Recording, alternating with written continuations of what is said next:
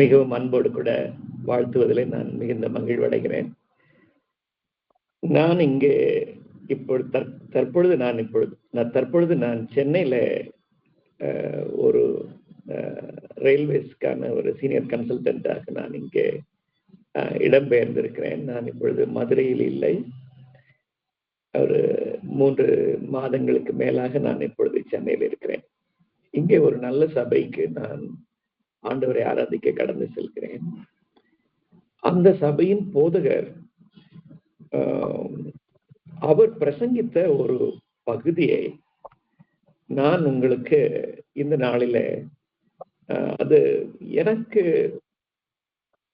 என்னுடைய ஆவிக்குரிய வாழ்க்கைக்கு அது மிகவும் பயனுள்ளதாக இருந்தபடியினாலே நான் அதை குறிப்பெடுத்திருக்கிறேன். அதை ஒரு சின்ன டெக்ஸ்டாவும் போட்டிருக்கிறேன். அதை இன்றைக்கு நான் உங்களோடு கூட பகிர்ந்து கொள்கிறேன். இந்த கூடுகையின் நிறைவிலே அதை நான் பிரதர் மாதவ்குமாருக்கு நான் அதை அனுப்பி தருகிறேன். நீங்களும் அதை வாசித்து பயன்படும்படியாகவும் அதை நான் ஒரு சின்ன மெட்டீரியலாக நான் ரெடி பண்ணியிருக்கிறேன்.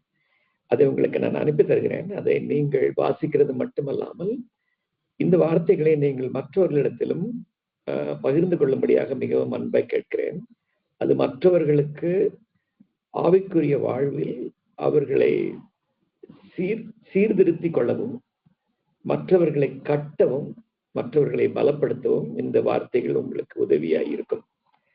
இந்த வார்த்தையை நான் பலமுறை வாசித்திருக்கிறேன். ஆனால் அதனுடைய உண்மையான பொருள், இந்த காரியங்களை இப்பொழுது நான் கேட்கவும், அதை ஆராயவும், அதை நான் எழுதி எடுக்கவும் நான் விளைந்த பொழுதுதான் இதனுடைய பொருள் எனக்கு நன்றாக புரிந்தது. அல்லேலூயா. ஒரு வசனத்தை வாசிக்கலாம். ஏசாயா தீர்க்கதரிசியின் புத்தகம் 60ஆம் அதிகாரம் 22ஆம் வசனம். சின்னவன் 1000 சிறியவன் பலத்த ஜாதியும் ஆவான். கர்த்தராகிய நான் ஏற்ற காலத்தில் இதை தீவிரமாய் நடப்பிப்பேன். நம்முடைய ஆண்டவர் ஒரு அளவற்ற நிறைவுள்ள தேவன். எதெல்லாம் மிகவும் சிறியதா இருக்கிறதோ, எவைகள் எல்லாம் அற்பமாக எண்ணப்படுகிறதோ, எவைகள் எல்லாம் மறைந்திருக்கிறதோ, அவற்றை எல்லாம் எடுத்து தம்முடைய மகிமைக்காக அவைகளை பெருக செய்யவும் அவர்களை பயன்படுத்துவதும் ஆண்டவருடைய சித்தம். ஆண்டவருடைய இருதயத்தினுடைய விசாலத்தை பாருங்க. வேதவசனம் சொல்கிறது, அவருடைய கோபம் யாத்திராகமம் 20ஆம் அதிகாரம் 5ஆம் வசனம் 6ஆம் வசனத்திலும், உபாகமம் 5ஆம் அதிகாரம் 9ஆம் வசனம் 10ஆம் வசனத்திலும் சொல்லப்பட்டிருக்கிறது. அவருடைய கோபம் 4ஆம் தலைமுறை வரை நீடிக்கும். ஆனால் அவருடைய கிருபையோ 1000 தலைமுறைகள் வரை தொடரும் என்று கர்த்தருடைய வார்த்தை சொல்கிறது. தெய்வீக உயர்வுக்கான முறைமைகள் ரொம்ப பெரிய திறமையானவர்கள் எல்லாம் திகைக்க வைக்கிற அளவுக்கு சிறியவர்களை பயன்படுத்துகிற இதில் இருக்கிறது. அதுல ஆண்டவர் மகிழ்ச்சி கொள்கிறார். நம்முடைய பார்வைகளில், நம்ம பார்வையிலேயே நாம் பல சமயங்களிலும் ரொம்ப அற்பமானவர்களாக, எளியவர்களாக, சிறியவர்களாக நம்மையே நாம் நினைத்து கொண்டிருந்த நாட்கள் எல்லாம் நம்முடைய வாழ்க்கையில இருந்திருக்கிறது, இன்றைக்கும் இருக்கிறது.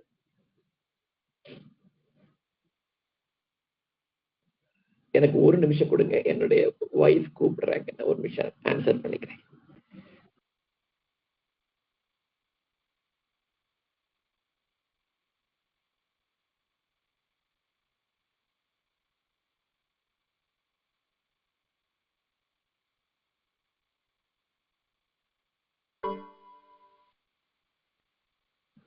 சாரி. ஆண்டவருடைய தெய்வீக உயர்வுக்கான முறைமை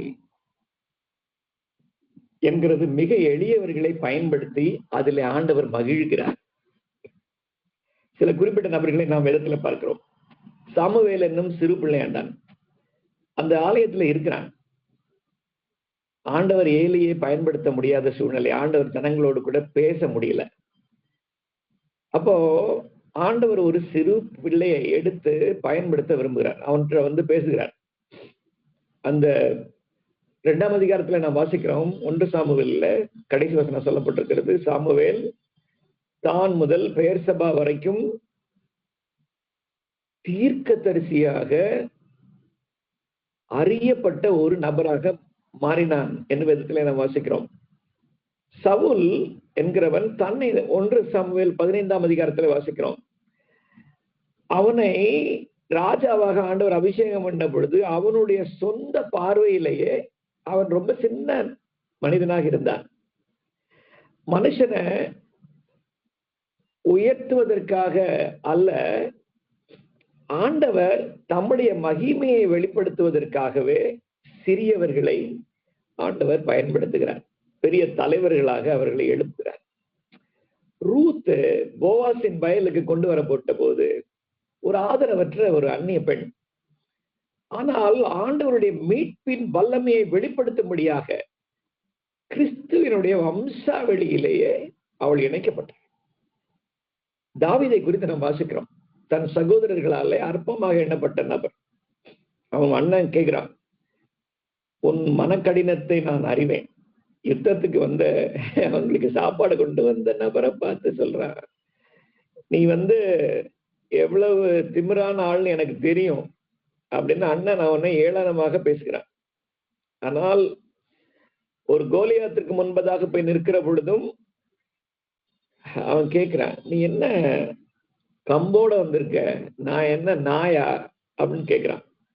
அப்படி ஏன் அவனை கொண்டு போய் அந்த யுத்தத்துல ஆண்டவர் நிறுத்தினார்னா, பிற்காலத்திலே அவன் ராஜாவாகிற பொழுது அவனை எங்க இருந்து ஆண்டவர் கொண்டு வந்தார் அப்படிங்கிறத வெளிப்படுத்துகிறதற்காகத்தான் ஆண்டவர் இந்த காரியத்தை தாவீதின் வாழ்க்கையிலே செய்கிறார். ஆண்டவர் கர்த்தருடைய யுத்தம் கர்த்தருடையது என்கிறதை நிரூபிக்கிறதற்காகத்தான் அவனை கர்த்தருடைய நாமத்தினாலே அவர் புறப்பட்டு செல்கிறார். பிரைஸ் தி லார்ட், ஹல்லேலூயா. பரலோகத்தினுடைய பொருளாதாரம்ங்கிறது என்னன்னா, இப்போ அவங்களுக்கு இருக்கிற உலகம் சாதாரணமா மனுஷங்களை எப்படி எடை போடுதுன்னா, இப்போ அவங்களுக்கு இருக்கிற செல்வம், அவர்களுடைய படிப்பு, அவர்களுடைய தகுதி, அவர்களுடைய அந்தஸ்து, அல்லது அவங்க சமூகத்துல எவ்வளவு நிலைமையில இருக்கிறாங்கிறத வச்சுதான் உலகம் எடை போடுகிறது. ஆனால் ஏசாயா 60ஆம் அதிகாரம் 22ஆம் வசனத்துல சொல்லப்படுகிற வசனம் என்னன்னா, சின்னவனை 1000 பெருக பண்ணுகிறார், சிறியவனை அவர் பலத்த ஜாதியாக மாற்றுகிறார். வேதவசனம் சொல்கிறது, தீவிரமாய் நடப்பிப்பேன். ஒருத்தன் ஆண்டவர் ரொம்ப பிடிச்சு போச்சுன்னா அவனுடைய எலிவேஷன்ங்கிறது படப்பட படப்படன்னு வரும். இட் இஸ் நாட் அப்படியே ஸ்லோவா வர்ற விஷயம் இல்லை. ஆண்டவர் சில சமயங்கள்ல மனிதர்களை உடம்பிடுகிறார். ஆனால் once they are found fit, அதுக்குள்ள அவங்க ஒரு எலிவேஷனுக்கோ அல்லது பயன்படுத்தப்படுகிறதுக்கோ தகுதியானவங்கிறது ஆண்டவர் புரிந்து கொள்கிற பொழுது அவர்களை பயன்படுத்துகிற விதங்கள் மிகவும் அற்புதமானவைகள். பிரைஸ் தி லார்ட், ஹல்லேலூயா. இந்த மாற்றத்தின் ரகசியம் என்னன்னா, இது நம்ம கிட்ட இருக்கிற திறமையினால எல்லாம் ஒண்ணும் இல்லை, யார் நம்ம கூட இருக்கிறார் என்கிறதுலதான் இருக்கு.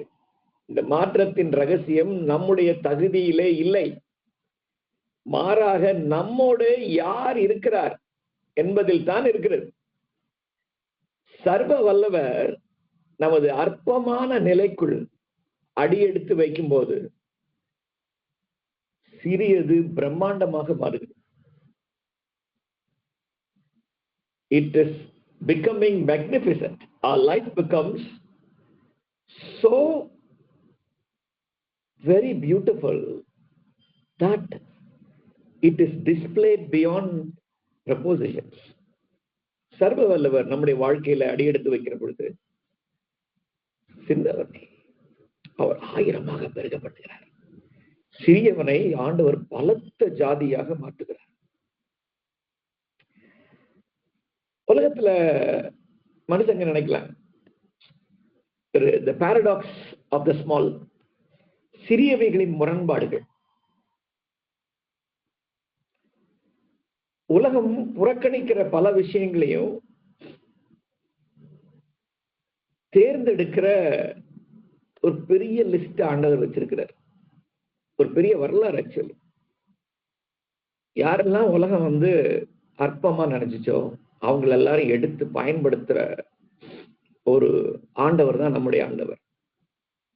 நீதிமொழிகள் 30ஆம் அதிகாரம் 25ஆம் வசனத்திலிருந்து 28ஆம் வசனம் வரைக்கும் நம்ம வாசிக்கிறோம்.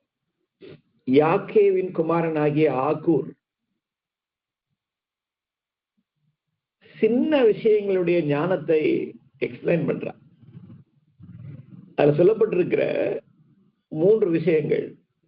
எறும்புகள் பலமற்ற ஜீவனாய் இருந்தாலும் கோடை காலத்தில் தங்களுக்கான ஆகாரத்தை சேர்த்து வைக்கின்றன என்று சொல்லியிருக்கிறார். எறும்பு நம்ம கண்ணுல நம்ம வீட்டுக்கு முன்னாடி நகர்ந்து போச்சுன்னா காலால மிதிச்சு அதை கொண்டுறோம், அல்லது ஏதாவது மருந்தை போட்டு எறும்பு பொடியை போட்டு அதை கொண்டுறோம். ஆனால் வேதவசனம் சொல்கிறது அவைகள் பலமற்ற ஜீவன். நம்ம கூட எதிர்த்து சண்டையெல்லாம் போட முடியாது. அது கோடை காலத்தில் தங்களுக்கான ஆகாரத்தை அவைகள் சேர்த்து வைக்கின்றன. குறுமுயல்கள், பேட்ஜஸ், சத்துவமற்ற ஜாதியா இருந்தும் கண்மலைகளில் தங்களுக்கான உறைவிடங்களை ஏற்படுத்திக் கொள்ளுது. பாறைக்குள்ள ஓட்டையை போட்டு தங்களுடைய வீடுகளை அதற்குள் இந்த குறுமுயல்கள் உண்டாக்கி வைக்கிறது. பேட்ஜர்ஸ் தண்ணி போற வழியவே பெரிய பெரிய மரத்தை கொண்டு வந்து கம்பெல்லாம் கொண்டு வந்து போட்டு இந்த குறுமுயல்கள் அடைத்து விடுகிறது. வேதவசனம் சொல்லப்பட்டிருக்கிறது. அதுக்கு அடுத்த வசனம் சொல்லப்பட்டிருக்கிறது வெட்டுக்கிளிகள். அவைகளுக்கு ராஜா இல்லை, ஆனாலும் அவைகள் எல்லாம் வரிசை வரிசையாக புறப்பட்டு செல்கிறது. அவங்களுக்கு எல்லாம் யாரும் கமாண்டர் இன் சீஃப் எல்லாம் ஒண்ணும் கிடையாது. ஆனா இந்த வெட்டுக்கிளிகள், எறும்புகள், குறுமுயல்கள், இவைகளுக்குள்ள எல்லாம் ஆண்டவர் எவ்வளவு பெரிய ஞானத்தை வைத்திருக்கிறார் பாருங்க. நாம சின்னவங்களா பலவீனங்களா, நம்ம பலவீனர்களாக பல சமயங்களிலும் நம்மை நாமே கருதி கொள்கிறோம். நம்ம நினைக்கிறோம் நமக்காக பேசுறதுக்கெல்லாம் யாரும் இல்லை, நீ என் கேஸை ரெப்ரசென்ட் பண்றதுக்கு யாரும் இல்லை அப்படின்னு நம்ம நினைக்கிறோம். ஆனா வேதவசனம் சொல்கிறது 1 கொரிந்தியர் 1ஆம் அதிகாரம் 28ஆம் வசனத்துல உள்ளவைகளை அவமாக்கும்படி உலகத்தில் இழிவானவைகளையும் அற்பமா எண்ணப்பட்டவைகளையும் இல்லாதவைகளையும் தேவன் தெரிந்து கொண்டார். ஆண்டவருக்கு பயன்படுத்துறதுக்கு பெரிய ஐடியாக்காரங்கள்லாம் ஆண்டவருக்கு தேவையில்லை. அற்பமா எண்ணப்பட்டவைகள், இழிவானவைகள், இல்லாதவைகள், இவைகள் எல்லாம் பயன்படுத்துவதற்கு ஆண்டவரால முடியும். அவர் ஏன் அப்படி செய்தார் அப்படின்னு அடுத்த வசனத்துல போட்டிருக்கோம். கிதியோன் தன்னுடைய தகப்பன் வம்சத்திலே மிகவும் சிறியவனாக கருதினான். தன்னை மிகவும் சிறியவனாக கருதினான். நியாயாதிபதிகள் 6ஆம் அதிகாரம் 15ஆம் வசனத்தில் சொல்லப்பட்டிருக்கிறது. ஆனாலும் கர்த்தர் அவனோடு இருந்தார். அவனை ஆண்டவர் அழைத்த அடைமொழி கோட்ஸ் பராக்கிரமசாலியே என்று அவனை அழைத்தார். நான் சொல்றேன், நான் ரொம்ப சிம்பிள் பர்சன். கடவுளை என்ன நீங்க இவ்வளவு பெரிய வேலையை செய்ய சொல்லி சொல்றீங்க என்று சொன்ன பொழுது ஆண்டவர் அவனை சொல்கிறார் பராக்கிரமசாலியே. சாலமோன் 1 ராஜாக்கள் 3ஆம் அதிகாரம் 7ஆம் வசனத்தில் சொல்கிறார், ஆண்டவரே நான் காரியம் அறியாத சிறுபிள்ளை என்று தன்னுடைய குறைவை ஆண்டவர் சன்னிதானத்தில் அவன் ஒத்துக்கொள்கிறார். ஆனால் ஆண்டவருடைய ஞானம் அவரை உலக அளவில் புகழ் பெற்றவனாக மாற்றினது. பெத்லகேம் யூதாவின் வம்சங்களிலே மிகவும் சிறியதாக கருதப்பட்டது. ஆனால் இஸ்ரவேலை ஆள போகிறவர் அதிலிருந்து புறப்பட்டு வந்தார். மீகா 5ஆம் அதிகாரம் 2ஆம் வசனம். யோசேப்பு நிராகரிக்கப்பட்ட 11வது குமாரன். ஆனால் அவனை வம்சங்களை காப்பாற்றுகிற இரட்சகனாக ஆண்டவர் அவனை மாற்றினார். அன்னாள் பாடல் பாடுகிறாள், அவர் எளியவனை புழுதியிலிருந்து வறியவனை குப்பையிலிருந்து தூக்கி விடுகிறார், பிரபுக்களோடு உட்கார பண்ணுகிறார். 1 சாமுவேல் 2ஆம் அதிகாரம் 8ஆம் வசனத்துல சொல்லப்பட்டிருக்கு. சகரியா 4ஆம் அதிகாரம் 10ஆம் வசனத்தில் இப்படி சொல்லப்பட்டிருக்கிறது, அற்பமான ஆரம்பத்தின் நாளை யார் அசட்டை பண்ணுவார்? நெகேமியா பத்தி சொல்கிறார்கள், ஒரு நரி ஏறி போச்சுன்னா நீ கட்டுற அந்த காம்பவுண்ட் வால் இடிஞ்சிரும்டா என்று சன்பல்லாத்தும் தொபியாவும் அவனை பார்த்து நகைக்கிறார்கள். ஆனால் ஆண்டவர் அவனோடு கூட இருந்து செய்த காரியத்தை நம்மால் வியந்து, இட் இஸ் பியாண்ட் காம்ப்ரிஹென்ஷன், நம்மளுடைய அறிவுக்கு எட்டாத விஷயங்கள். யோவான் 2ஆம் அதிகாரத்தில் வாசிக்கிறோம், சாதாரணமான தண்ணீரை ஆண்டவர் திராட்சரசமாக மாற்றினார். நம்முடைய ஆண்டவர் எப்படி ஆண்டவர்னா, எந்த ஒரு சின்ன பொருளையும் he can convert it into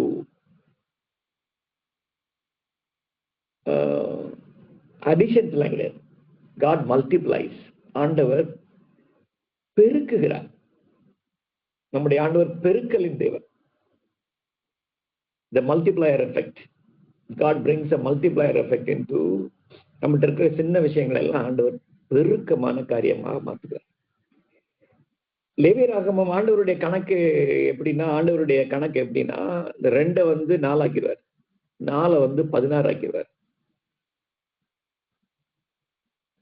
இந்த 16 ஆண்டவர் மல்டிப்ளை பண்ணி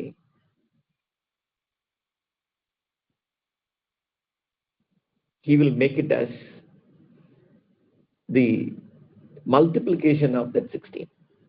இதுதான் நம்முடைய ஆண்டவர். லேவியராகமம் 26ஆம் அதிகாரம் 8ஆம் வசனத்துல சொல்லப்பட்டிருக்கிறது, உங்களில் 5 பேர் 100 பேரை துரத்துவார்கள்,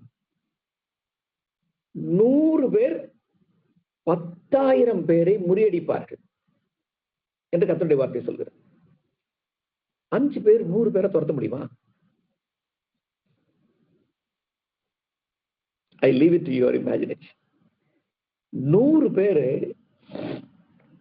10,000 பேரை முறியடிக்க முடியுமா? முடியும். உபாகமம் 32ஆம் அதிகாரம் 30ஆம் வசனத்துல சொல்லப்பட்டிருக்கிறது,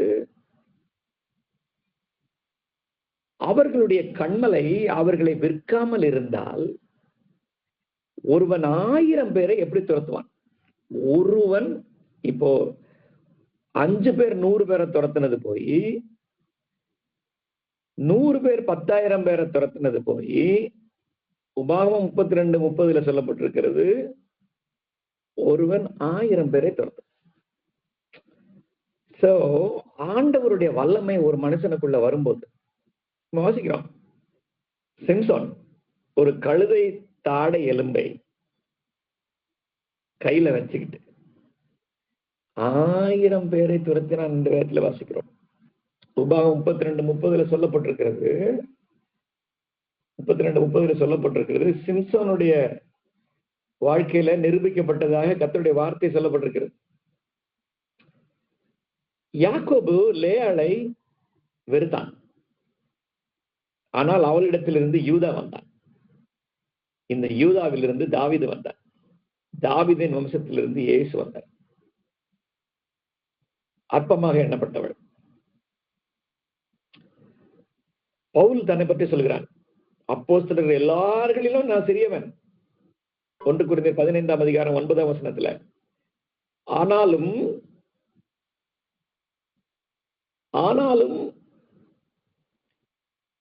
அவருடைய பிரசங்கங்கள் ரோம பேரரசையே ஒலிக்கினது. ஆண்டவர் நம்முடைய மல்டிபிளேயரா இருக்கும்போது நம்மளை கட்டுப்படுத்தி வைக்கிறதுக்கு எல்லைகளே கிடையாது. Praise the Lord. Hallelujah. ஆண்டவருடைய இன்னொரு கிரியை என்னன்னா, ஆண்டவர் நம்முடைய தரத்தை மேம்படுத்துகிறார். God improves our standard. நம்முடைய தரத்தை மேம்படுத்துகிறார். ஆண்டவர் நம்மள்ட்ட என்ன எதிர்பார்க்கிறார்னா, நாம் பலப்பட வேண்டும் என்று ஆண்டவர் எதிர்பார்க்கிறார். ஆண்டவர் நம்முடைய நம்பர்ஸை மாத்திரம் மல்டிப்ளை பண்றதுல நின்ற விரும்பல. God wants to improve our standard. எவைகளெல்லாம் நம்ம பலப்படணும்னு ஆண்டவர் விரும்புறான்னு சொல்லப்பட்டிருக்கு பாருங்களேன். ரோமர் 4 அதிகாரம் 20 வசனம் 21 வசனத்துல சொல்லப்பட்டிருக்கிறது. ஆபிரகாம் விசுவாசத்தினாலே தேவனுடைய வாக்குத்தத்தத்தை குறித்து சந்தேகப்படாமல் தேவனை மகிமைப்படுத்தி விசுவாசத்தில் வல்லவனானான். Abraham an ordinary person, right? ஆனா ஆண்டவரை மகிமைப்படுத்தி அவன் விசுவாசத்திலே, ஆண்டவர் நாம் விசுவாசத்திலே மேம்பட வேண்டும் என்று அவர் விரும்புகிறார். அப்போஸ்தலர் 9 அதிகாரத்தில் வாசிக்கிறோம், ஆரம்ப கால சபை கர்த்தருக்கு பயப்படுகிற பயத்திலே நடந்து விசுவாசத்திலே திடப்பட்டு பெருகினது என்று சொல்லப்பட்டிருக்கிறது. நம்ம இன்னைக்கு பாடல் ஆராதனை நடத்தின பிரதர் சங்கர் இதற்கு முன்னோடியாக பல விஷயங்களையும் தன்னுடைய ஆராதனையிலே சொன்னார். சிறியவர்களை ஆண்டவர் எப்படி பயன்படுத்துகிறார், சின்னவைகளை ஆண்டவர் எப்படி மேன்மைப்படுத்த முடியும் என்கிறது எல்லாம் ஆராதனை நேரத்துல இந்த மெசேஜுக்கு முன்னோடியாக சொன்னதை நான் கேட்டுக்கொண்டிருந்தேன். கர்த்தர் அவரை ஆசீர்வதிப்பாராக. ஆண்டவர் அவருக்கு தந்திருக்கிற அந்த வெளிப்பாடுகளுக்காக ஆண்டவருக்கு நன்றி. கர்த்தருடைய வார்த்தை சொல்கிறது, கிருபையிலே பலப்படுவதற்கு ஆண்டவர் நம்மை அழைத்திருக்கிறார். 2 தீமோத்தேயு 2 அதிகாரம் 1 வசனம் சொல்லப்பட்டிருக்கிறது. தீமோத்தேயுவை பார்த்து சொல்கிறார் பவுல், கிறிஸ்து இயேசுவில் உள்ள கிருபையில பலப்படுங்க, விசுவாசத்துல பலப்படுங்க, கிருபையில பலப்படுங்க. லூக்கா 1 அதிகாரம் 80 வசனத்தில் சொல்லப்பட்டிருக்கிறது, யோவான் ஸ்நானகன் வளர்ந்து ஆவியிலே பலனடைந்தார். ஆவியிலே பலப்படுங்க. எபேசியர் 6 அதிகாரம் 10 வசனம் சொல்லப்பட்டிருக்கிறது, கர்த்தரிலும் அவருடைய சத்துவத்தின் வல்லமையிலும் பலப்படுங்கள். ஆண்டவருடைய வல்லமையில நம்ம பலப்படலாம். ஆண்டவர் வேறொரு விஷயத்திலையும் நம்ம பலப்படுவதற்கு ஆண்டவர் நமக்கு உதவி செய்கிறார். நீதிமொழிகள் 24 அதிகாரம் 5 வசனத்தில் சொல்லப்பட்டிருக்கிறது, ஞானம் உள்ளவன் பலமுள்ளவன், அறிவுள்ளவன் தன் வல்லமையை அதிகரிக்கிறான். ஆண்டவர் ஞானத்திலும் அறிவிலும் நம்மை பலப்படுத்த விரும்புகிறார். So God improves our standard. எப்படிலாம் விசுவாசத்துல, கிருபையில, ஆவியில, வல்லமையில, ஞானத்துல, அறிவுல ஆண்டவர் நம்மை தலை சிறந்தவர்களாக மாற்றுகிறார். நிறைய காம்ப்ளிகேட்டட் விஷயங்களுக்கெல்லாம் நம்ம ரொம்ப சிம்பிள் சொல்யூஷன்ஸ் கொடுப்போம்.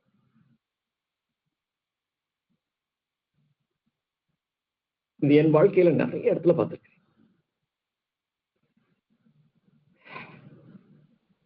ஆயிரத்தி 1992 வருஷம் திண்டுக்கல்ல இருந்து மணியாச்சி டூட்டுக்குரின் வரைக்கும் பிராட்கேஜ் மாற்றப்பட்டுச்சு. அப்போ பிட்வீன் வெள்ளோடு, அம்பாதுரை அண்ட் கொடைக்கானல் ரோடுக்கு நடுவுல போட்ட புது டிராக்ல மேல இருந்து அந்த கட்டிங்குள்ள போகும்போது மேல இருந்து கல் விழும் ட்ரெயின் மேல. திடீர்னு டிராக்ல விழுந்து ட்ரெயின் எல்லாம் நின்றோம். 2018 நான் இந்த செக்ஷனுக்கு 2019 இந்த செக்ஷனுக்கு வந்து நான் சீனியர் டிவிஷன் இன்ஜினியரா ஜாயின் பண்ண பிறகு இந்த 92 இருந்து இந்த இன்சிடென்சஸ் நடைபெற்று கொண்டே இருக்கிறது. நான் செக்ஷன் ரெஜிஸ்டர் எடுத்து படிச்சு பார்த்தா பல சமயங்களிலும் ட்ரெயின் மேலே விழுந்திருக்கு, பல சமயங்கள்லையும் டிராக்ல விழுந்து பெரிய பெரிய போல்டர்ஸ் எல்லாம் விழுந்து ட்ரெயின் அது மேல மோதி நின்றுருக்கு. ஆனா நான் 2019 வந்து ஒரு நாளைக்கு இந்த மலை மேல ஏறி நான் நடந்த பொழுது இந்த பிரச்சனை ஆண்டவர் எனக்கு சிம்பிளா காமிச்சார். ஒரு சின்ன வேலையை நான் வந்து எங்க ஆட்கள் கிட்ட சொல்லி ஒரு டெண்டர் கூப்பிட்டு நான் அதை செஞ்சு முடிச்சிட்டேன். இப்ப 2019 இருந்து இன்னைக்கு வரைக்கும் அது மேல இருந்து ஒரு சின்ன கல்லு கூட விழல. ஆண்டவர் நம்முடைய தரத்தை நம்முடைய அறிவை பிரகாசிக்க பண்ணுகிறார். இந்த ட்ரெயின்ல டிராவல் பண்ணா நான் நினைக்கிறதெல்லாம் இப்படிதான். ட்ரெயின்ல டிராவல் பண்றவங்க எல்லாரும் ஆண்டவருடைய கிரியைகள். They are the people who are created by God. அவங்களை பத்திரமா கொண்டு போக வேண்டிய ரெஸ்பான்சிபிலிட்டி நம்ம கிட்ட இருக்கு. சோ ஆண்டவர் தருகிற ஞானம் வந்து சிம்பிள் சொல்யூஷன்ஸ் மூலமா ஆண்டவர் ஜனங்களை வந்து பாதுகாக்கிற கிருபைகளை ஆண்டவர் நமக்கு தருகிறார். Always it be remembered. இது தலைமுறைகளுக்கும் ஞாபகத்துல வச்சுக்கிற மாதிரி தான் ஆண்டவர் நம்மை பயன்படுத்துகிறார். இன்னொரு விஷயம் என்னன்னா, சின்னவங்களை ஆண்டவர் பயன்படுத்துற விஷயம் அப்படின்னா, நெருக்கடிகளில ஆண்டவர் நம்மை நிரூபிக்கிறார். நம்ம பிரசன்ஸ் சின்ன ஆட்களுடைய, நம்ம சின்னவங்களா கருதப்படுகிறவங்களுடைய பிரசன்ஸ் will be felt. நம்முடைய ஆப்சென்சியாவும் ஃபீல் பண்ணப்படும். our presence is felt, our absentia will also be felt.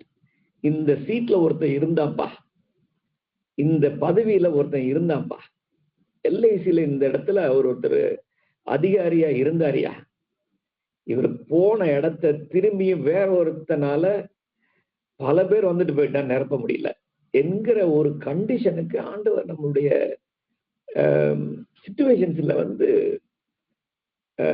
ஆண்டவர் நமக்கு உதவி செய்வார். நெருக்கடிகளில நம்மள ஆண்டவர் ப்ரூவ் பண்றதுக்கு நம்மள அங்க வச்சிருப்பார். எதுக்காக அப்படி வைக்கிறாருன்னா, நம்மளை பெரிய ஆள் ஆக்குறதுக்காக இல்ல. ஆண்டவர் தம்முடைய மகிமையை சின்ன ஆளுகளை வச்சு வெளிப்படுத்தி தமக்கு மகிமையை கொண்டு வருகிறார். எதுக்காக ஆண்டவர் அதை நம்ம ஏன் பலப்படுத்துகிறார் அப்படின்னா, யுத்தத்திற்காக, நெருக்கடிகளை சமாளிப்பதற்காக, சோதனையான காலகட்டங்களிலே நம்முடைய வலிமையை நிரூபிப்பதற்காக ஆண்டவர் இப்படிப்பட்ட காரியங்களை நம்மை கொண்டு நடப்பிக்கிறார். காலேப் சொல்லுகிறான், யோசுவா 14ஆம் அதிகாரம் 11ஆம் வசனத்துல, 85 வயசுல காலேப் சொல்கிறான், மோசே என்னை அனுப்பின நாளில் எனக்கு இருந்த அதே பலம் எனக்கு இன்றும் இருக்கிறது, இந்த மலை நாட்டை எனக்கு தாரும். 85 வயசுல ஒருத்தர் சொல்றார். ஆண்டவர் நம்ம கூட இருந்தா அந்த தேசத்தில் இருக்கிற ராட்சதர்களை நாம் வெல்ல முடியும். எத்தனை பேர் அதை விசுவாசிக்கிறீங்க? சுத்திலும் இருக்கிறதெல்லாம் இன்னைக்கு சகோதரி வந்து ஒரிசால இருக்கிற, நார்த் இந்தியாவில் இருக்கிற நம்முடைய மிஷனரிகளுடைய கஷ்டங்கள், அவர்களுடைய பிள்ளைகளுடைய கஷ்டங்கள், சபைக்கு ஆராதனைக்கு வருகிறவர்களுடைய கஷ்டங்களை பற்றி எல்லாம் சொல்லி ஜெபிக்கும்படியாக கேட்டார்கள். இதெல்லாம் இன்றைக்கு விதைக்கப்படுகிறவை.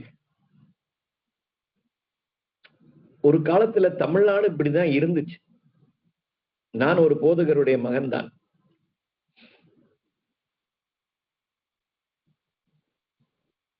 பல இடங்களிலும் போய் இவர்கள் சபையை ஒரு சபையை தொடங்குகிற பொழுது 1 வருஷம் 2 வருஷம் எல்லாம் எங்க அப்பா 4 பேருக்காக பிரசங்கம் பண்ணியிருக்கார். அது யாருன்னா எங்க அம்மாவும் நாங்க 3 பேரும். ஆனா ரெகுலரா எப்படி ஆராதனை நடத்துவாரோ 2.5 மணி நேரம் எல்லாரும் பாட்டுலாம் பாடுவோம், வர்ஷிப் பண்ணுவோம், எந்திரிச்சு நின்று சங்கீதம் வாசிப்போம், சாட்சி சொல்லுவோம். எங்க அப்பா 1.5 மணி நேரம் பிரசங்கம் பண்ணுவார். ஆனா அந்த இடங்கள் எல்லாம் இன்றைக்கு மிகப்பெரிய அசம்பிளிஸ் ஆஃப் காட் சபைகளாக இன்றைக்கு இருக்கிறது. அப்படி அவர் தன்னுடைய வாழ்க்கையில 63 வயதுல அவர் மரிப்பதற்கு முன்பதாக 18 சபைகளை அவர் நிறுவி இருக்கிறார். So this is simple. ஆண்டவர் நம்மை பயன்படுத்த விரும்புகிறார்னா ஆண்டவர் நம்மை பயன்படுத்த வருவார். Availability matters.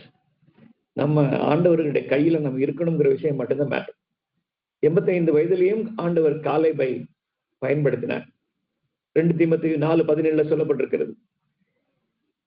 எல்லாரும் பவுலை கைவிட்ட பொழுது அவர் சாட்சி சொல்றார், கர்த்தரோ என் பக்கத்தில் இருந்து என்னை பலப்படுத்தினார், நான் சிங்கத்தின் வாயில் நின்றும் ரட்சிக்கப்பட்டேன். சிங்கத்துக்கிட்ட கொண்டு போய் பவுலை கொண்டு போய் விடல. அந்த அரசாட்சியை செய்து கொண்டிருந்தவன் நீரோ மன்னன். அந்த காலத்துல ராஜா நினைச்சா தலையை எடுத்துடலாம். ஆனால் தனக்காக நின்று வாதிட்டு வெற்றி பெறுவதற்கு, கர்த்தருடைய நாமத்தை மகிமைப்படுத்துவதற்கு ஆண்டவர் அவனுக்கு கிருபை பாராட்டினார். எல்லாரும் என்னை கைவிட்ட போது கர்த்தரோ என் பக்கத்தில் இருந்து என்னை பலப்படுத்தினார். ராயனுக்கு அபயமிடுகிறேன் என்று சொல்லி போய் ரோமாபுரியில நின்று கர்த்தருடைய வார்த்தையை சொல்லி கர்த்தருடைய நாமத்தை மகிமைப்படுத்தினார். ரோமாபுரியில அப்படி ஒரு சபை உண்டாச்சு. மீகா 3:8 சொல்லப்பட்டிருக்கிறது, நானும் யாக்கோபுக்கு அவன் மீறுதலையும் இஸ்ரவேலுக்கு அவன் பாவத்தையும் அறிவிக்கும்படி கர்த்தருடைய ஆவியின் பலத்தினாலும் நியாயத்தினாலும் பராக்கிரமத்தினாலும் நிரப்பப்பட்டிருக்கிறேன். மீகா சொல்றான், போய் ஒருத்தன் போய் நீ செய்யறது தப்புப்பா அப்படின்னு சொல்றதுக்கு நமக்கு என்ன, அவன் எக்கேடுங்கட்டு போறான் அப்படின்னு போறதுக்கு ஆண்டவர் நம்மை அழைக்கவில்லை. இஸ்ரவேலுக்கு அவன் பாவத்தையும் அவன் மீறுதலையும், யாக்கோபுக்கு அவன் மீறுதலையும் இஸ்ரவேலுக்கு அவன் பாவத்தையும் அறிவிக்கும்படி கர்த்தருடைய ஆவியின் பலத்தினாலும் நியாயத்தினாலும் பராக்கிரமத்தினாலும் நிரப்பப்பட்டிருக்கிறேன். எளியவர்களை ஆண்டவர் ஏன் எம்பவர் பண்றாருன்னா, காரியங்கள் தவறாக நடைபெறுகிற பொழுது அது தவறு என்று சொல்லுவதற்கு தைரியம் உள்ளவர்கள் இந்த தேசத்தில் தேவை. ஆண்டவர் எளியவர்களை பயன்படுத்த விரும்புகிறார். பல சமயத்திலையும் ஆண்டவர் நம்ம ரொம்ப சின்ன நிலைமையிலிருந்து நம்மளை நல்ல நிலைமைக்கு கொண்டு வந்துட்டார். அந்த நேரத்துல நமக்கு ஏற்படுகிற பிரச்சனை என்னன்னா, we became complacent. நமக்கு எல்லாம் கிடைச்சிருச்சு. ஒரு காலத்துல போட்டிருந்த ஒரு சட்டைக்கு மாறாக இன்னொரு சட்டை போடுறதுக்கு இல்ல. சட்டிக்குள்ள கரண்டிய விட்டு தேடினாலும், கைய உள்ள விட்டு தேடினாலும் பாத்திரத்துக்குள்ள சாப்பாடு இல்லாத நிலைமைகள் இருந்தது. உடுதுணிக்கு மறுதுணி இல்லாத காலங்கள் இருந்தது. ஆனா ஆண்டவர் இன்னைக்கு கைய விட்டு வாரி செலவு பண்றதுக்கு தேவையான அளவுக்கு நம்மையும் நம்ம பிள்ளைங்களையும் ஆசீர்வதிச்சிருக்கிறார். யோசுவா 17:13 சொல்லப்பட்டிருக்கிறது, ஆண்டவருடைய கட்டளைகளை நிறைவேற்றுவதில் அலட்சியமாக இருக்கிற ஆபத்தை குறித்து ஆண்டவர் எச்சரிக்கிறார். நம்ம எல்லாம் கிடைச்சிருச்சு. we are well settled now. இஸ்ரவேலர் பலமடைந்த பொழுது அவர்கள் கானானியர்களை முற்றிலும் துரத்தி விடாமல் அவர்களை ஊழியம் செய்யும்படி கட்டாயப்படுத்தினார். சமரசம் செய்து கொண்டார். when God elevates us, ஆண்டவர் நம்ம சின்னவனை பெரியவனா பெரிய ஜாதியா குப்பையிலிருந்து உயர்த்தி பெரிய இடத்துல கொண்டு வந்து வச்ச போது சல்தா ஹை, இருக்கட்டும், இப்ப நமக்கு என்ன,